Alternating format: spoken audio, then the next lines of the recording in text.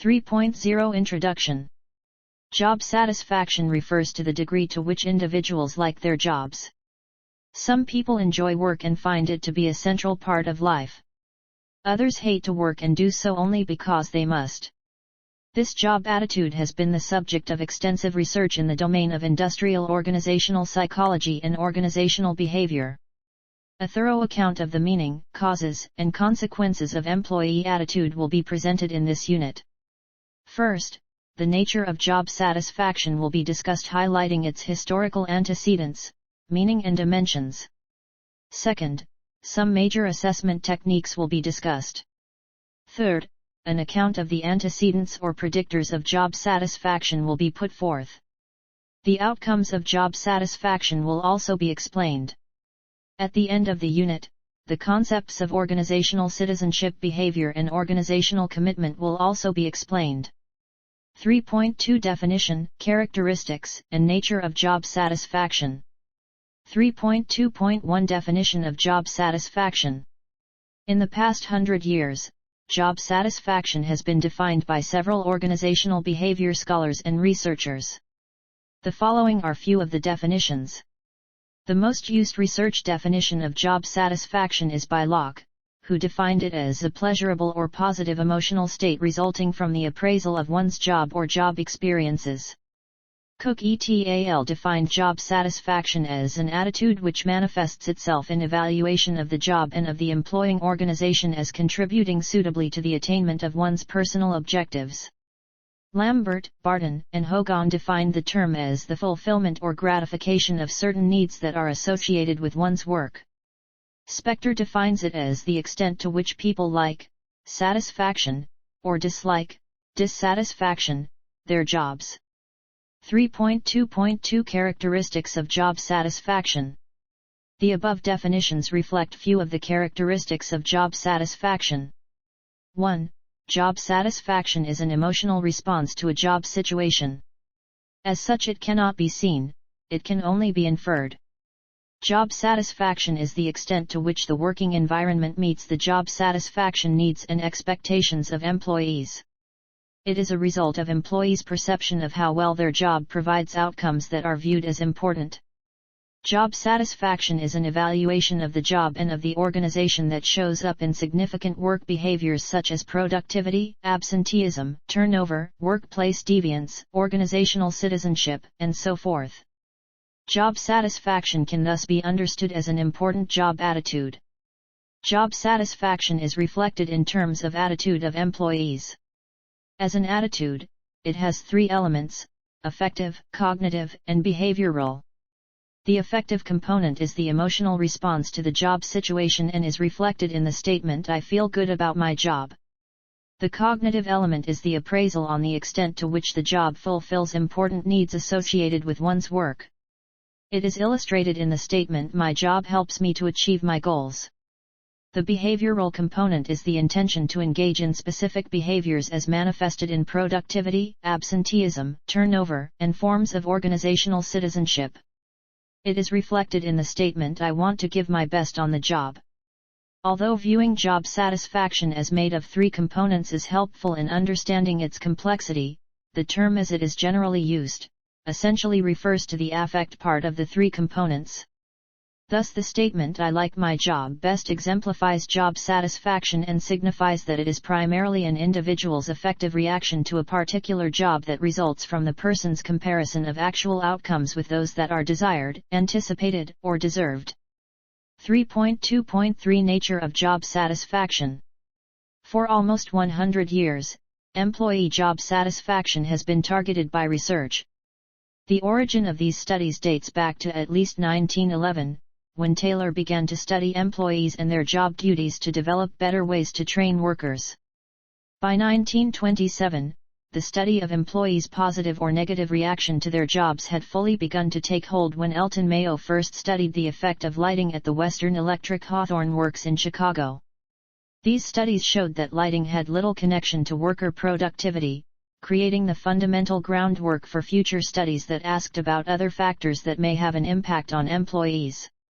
The Hawthorne studies continued until 1932, and in the 5-year interval, the research widened to include factors such as temperature, fatigue, breaks, and working hours.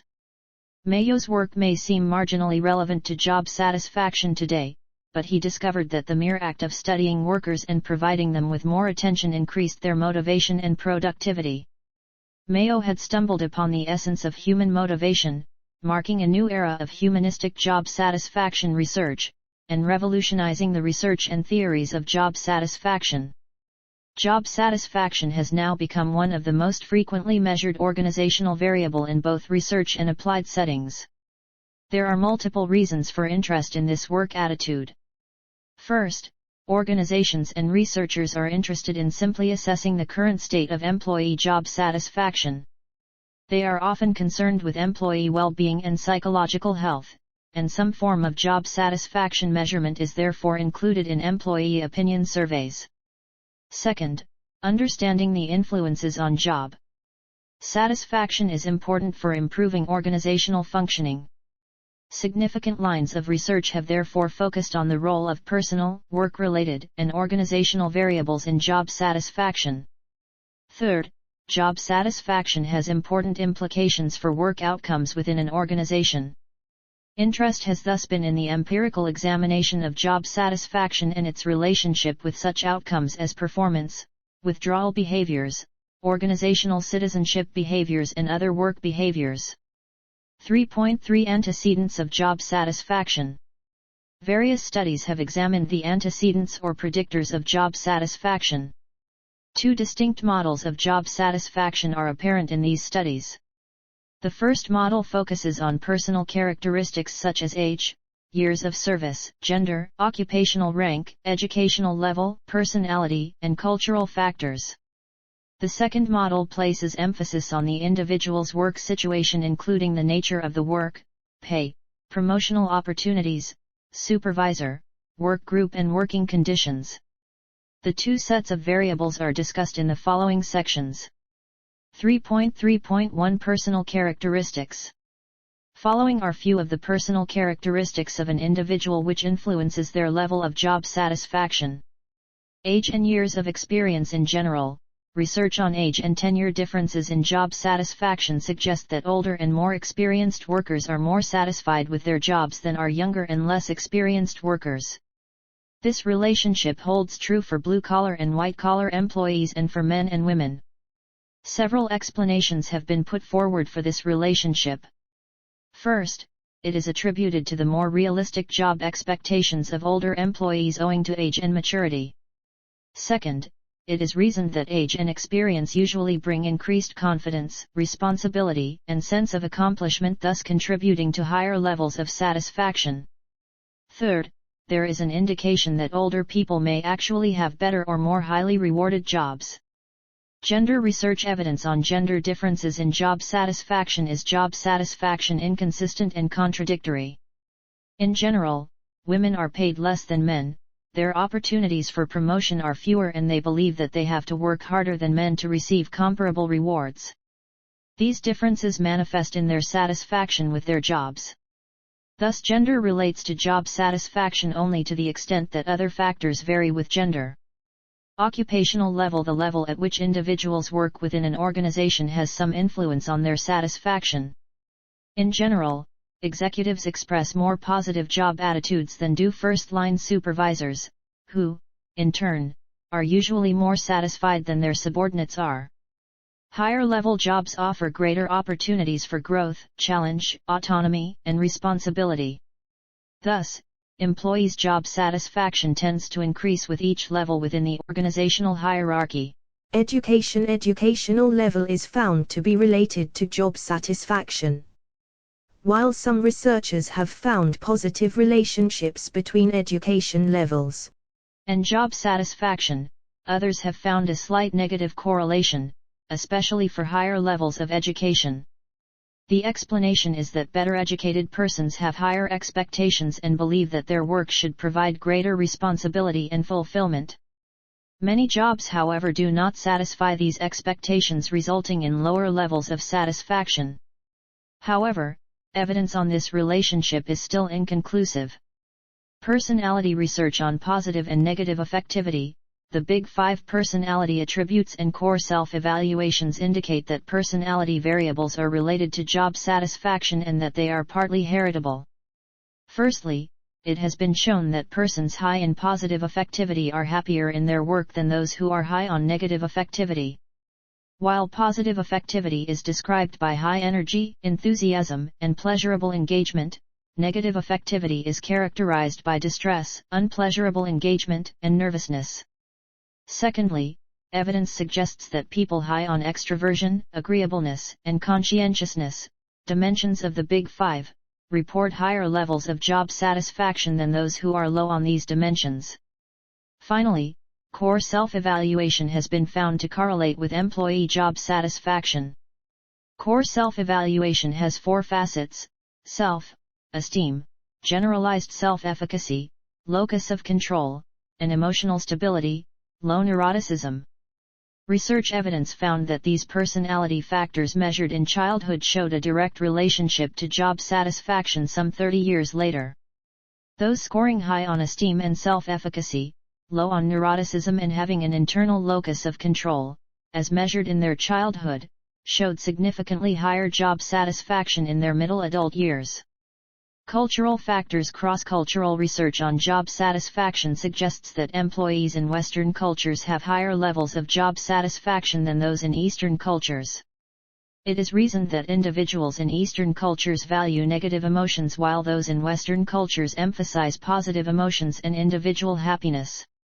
Evidence also indicates that among the Asian countries, employees in India are happier with their work environment, teamwork, supervision, and training at the workplace. 3.3.2 Work situation characteristics. Following are few of the work-related characteristics that influences the individual's level of job satisfaction.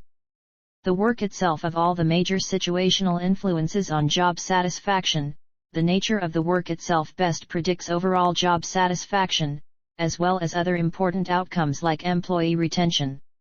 When employees were asked to evaluate different facets of their job such as supervision, pay, promotion opportunities, co-workers, and so forth, the content of the work including job challenge, autonomy, variety, and scope, together called as intrinsic job characteristics, emerged as the most important job facet. It was found that interesting and challenging work that is not boring and a job that provides status, were some of the most important ingredients of a satisfying job. Thomas and Timon suggested that when employees feel their work is meaningful and that they are responsible for their outcomes, they show higher levels of effort and attention to doing tasks well.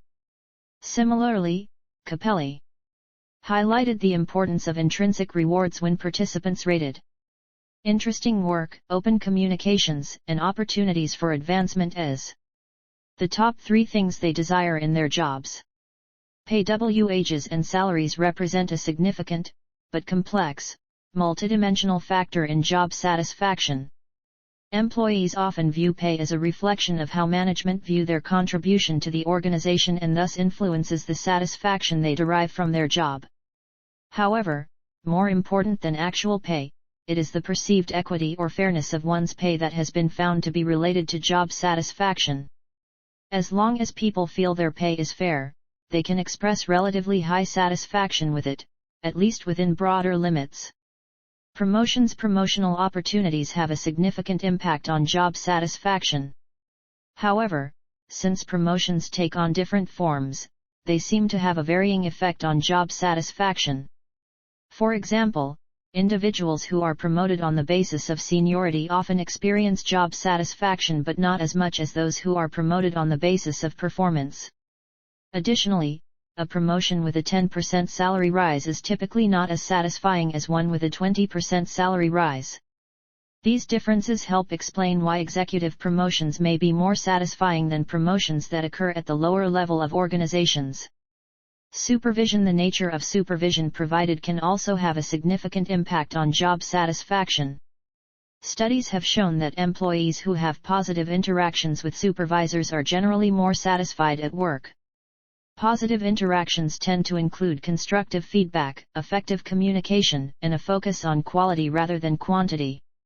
Positive supervisory relationships are also those that treat the employees with respect, that promote staff cohesion but allow for individual thinking, and that fulfill employees' functional and interpersonal needs.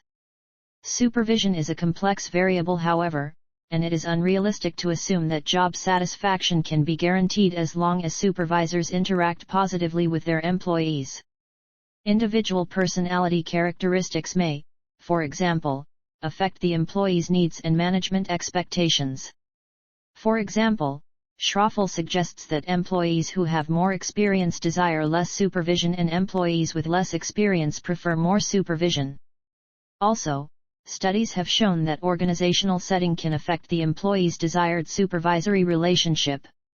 In chaotic, ambiguous, or otherwise unstructured job settings, employees tend to prefer more structured supervision. Conversely, in jobs where tasks are clearly defined and workers are well trained, a less structured supervisory style is preferred. Job satisfaction. Work group. The importance of coworker social support has been investigated for decades. As far back as the Hawthorne studies of the 1920s, research has shown that workers who belong to a social group and have friendships on the job tend to be more satisfied. Maynard suggests further that employees who lack social support at work experience more stress, have less coping techniques, and are generally less satisfied. Fellow employees can satisfy many social needs, and sympathetic and supportive coworkers can increase job satisfaction.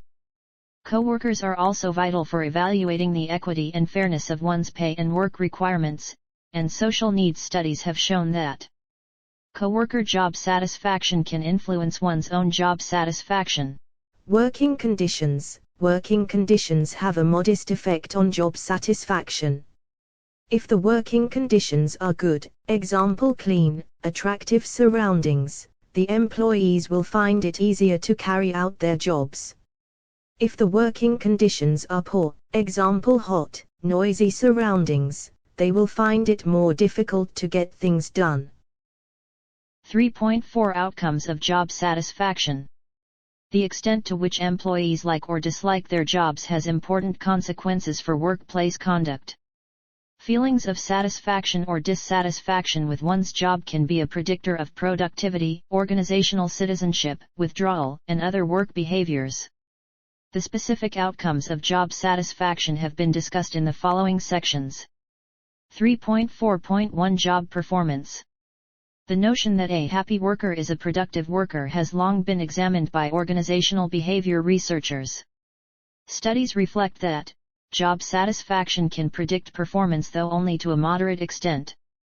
There are several factors that seem to weaken and modify the impact of job satisfaction on performance, like complexity of the job, autonomy to the employees, working conditions, task structure, previous experience, task abilities, requisite skills, etc. 3.4.2 Withdrawal behaviors. Withdrawal behaviors constitute such actions as chronic absenteeism and voluntary turnover that enable employees to escape from adverse organizational situations. Although voluntary turnover is permanent, while absenteeism is a short-term reaction, both are ways of withdrawing from dissatisfying jobs. 3.4.3 Workplace deviance.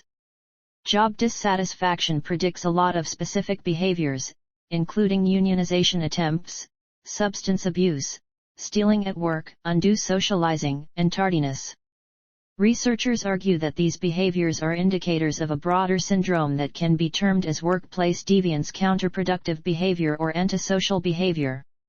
Robinson and Bennett defined workplace deviance as voluntary behavior of organizational members that violates significant organizational norms, and in so doing, threatens the well-being of the organization and/or its members. They used the multidimensional scaling technique to classify workplace deviances into two types: organizational deviance and interpersonal deviance, when the deviance is directed at members of the organization.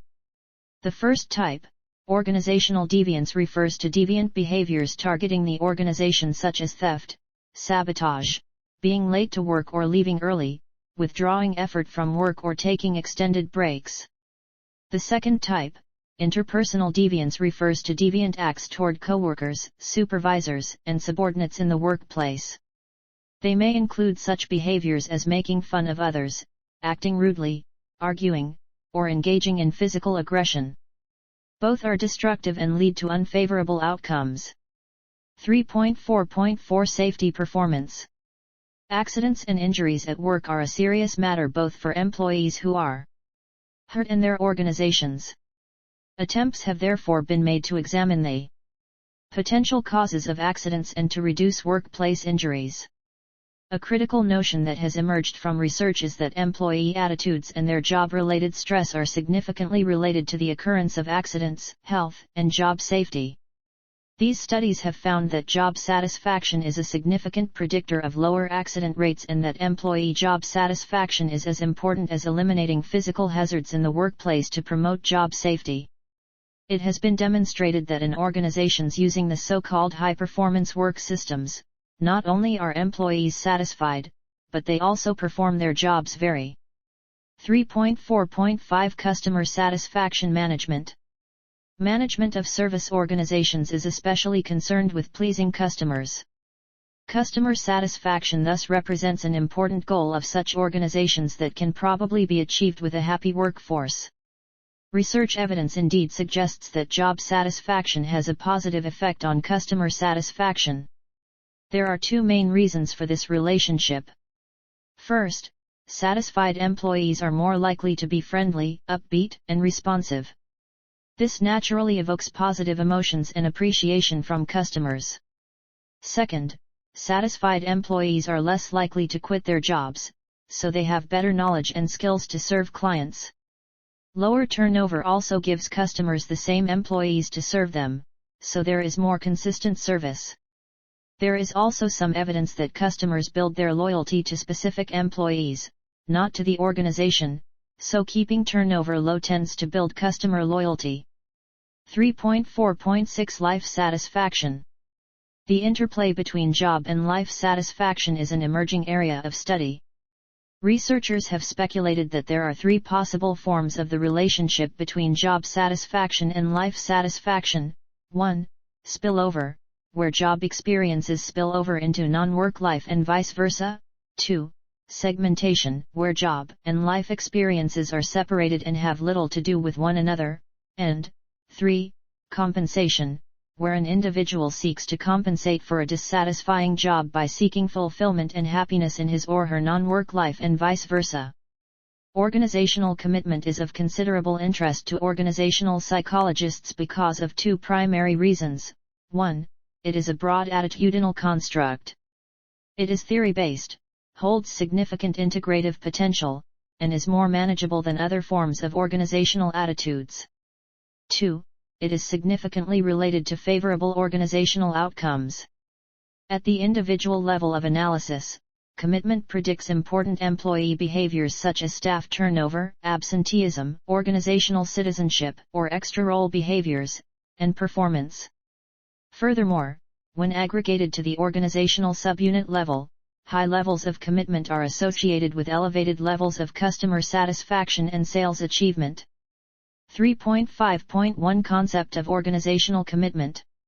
Organizational commitment is defined as an individual's feelings about the organization as a whole. It is the psychological bond that an employee has with an organization and has been found to be related to goal and value congruence, behavioral investments in the organization, and allegiance to the organization. Over the years, two basic approaches have been used to study organizational commitment: attitudinal. In the attitudinal approach, organizational commitment is viewed as a positive individual orientation toward the organization. It is defined as an effective attachment to the goals and values of the organization, and to the organization for its own sake, apart from its purely instrumental worth. According to Porter et al., organizational commitment is the relative strength of an individual's identification with and involvement in a particular organization. According to Maude, Steers, and Porter, organizational commitment represents a state in which an individual identifies with a particular organization and its goals and wishes to maintain membership in order to facilitate these goals. These authors describe three components of commitment. 1. A strong belief in and acceptance of the organization's goals and values.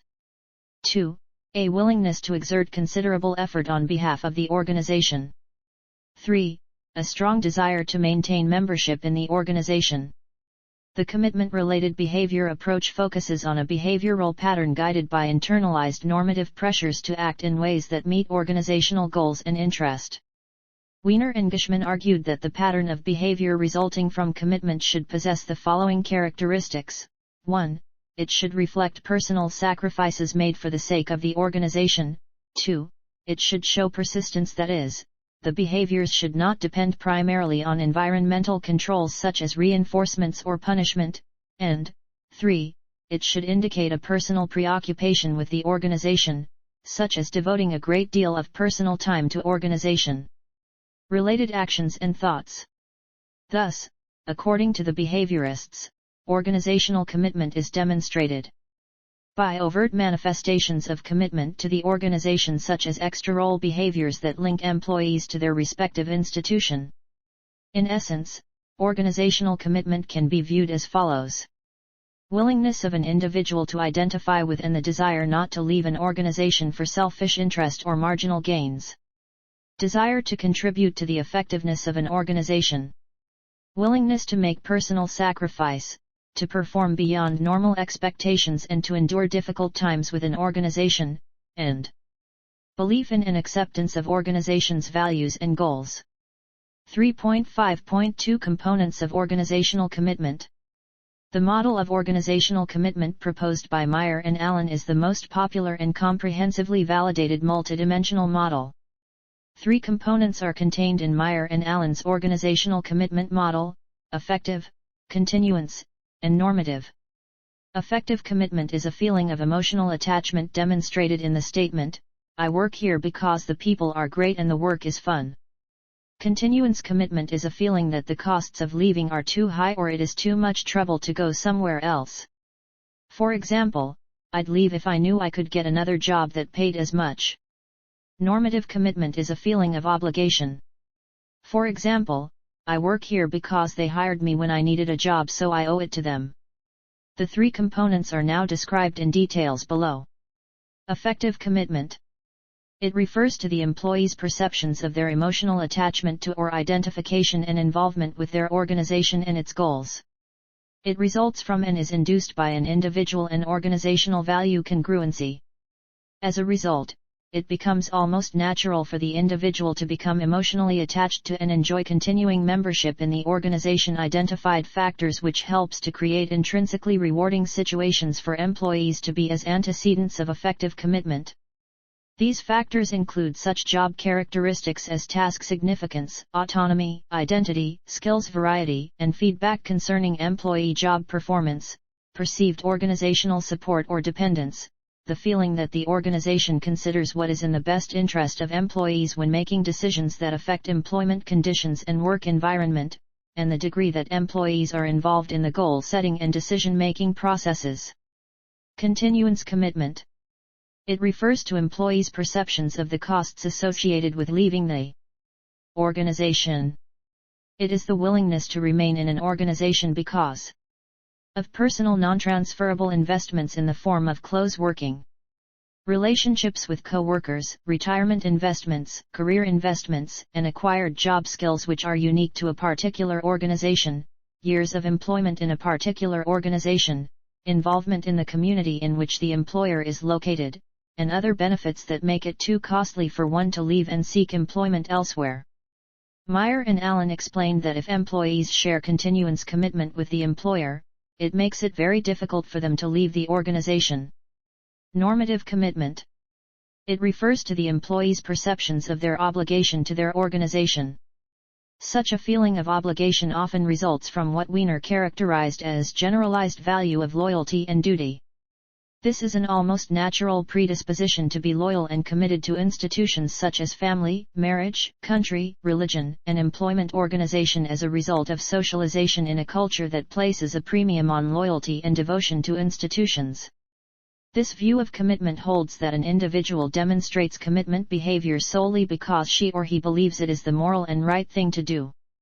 This feeling of moral obligation is measured by the extent to which a person feels that he or she should be loyal to his or her organization, make personal sacrifice to help it out and not criticize it.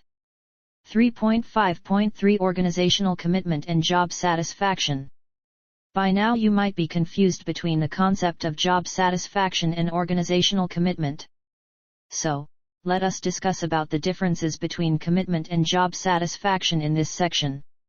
Job satisfaction is a response to a specific job or facet of the job, while commitment is more of a global response to an organization.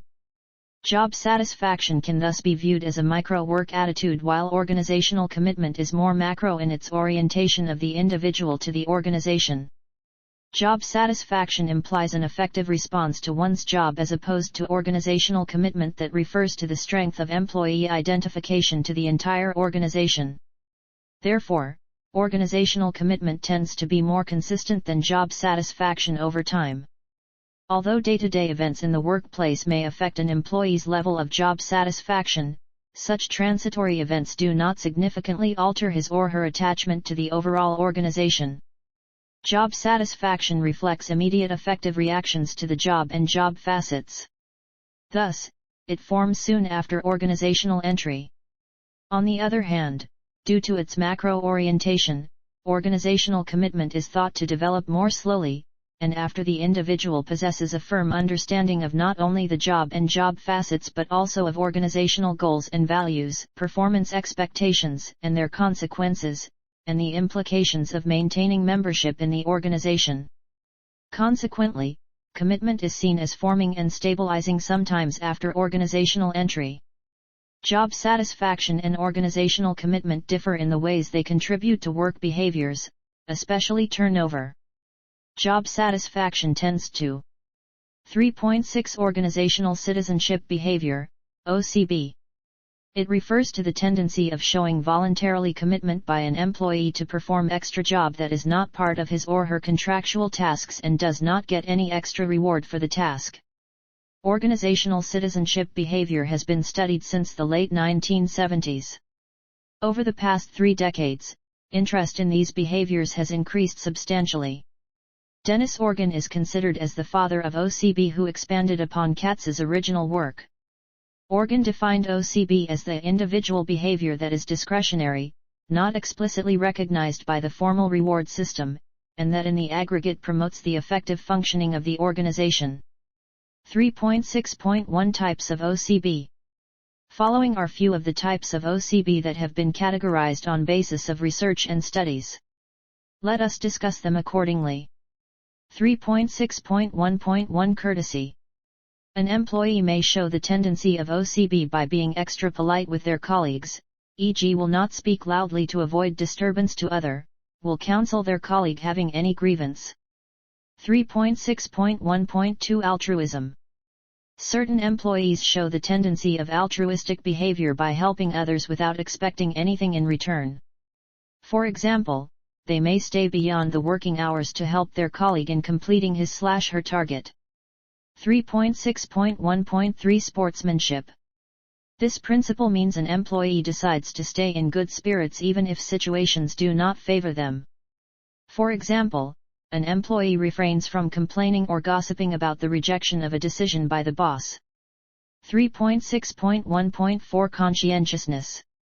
An employee who has high level of conscientiousness, he/she feels morally responsible towards a task and tries to complete it more carefully.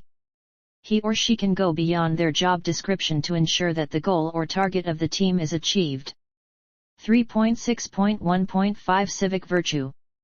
Employees owing to have this kind of OCB represent their organizations positively in front of outsiders and speak favorably about their organization to others.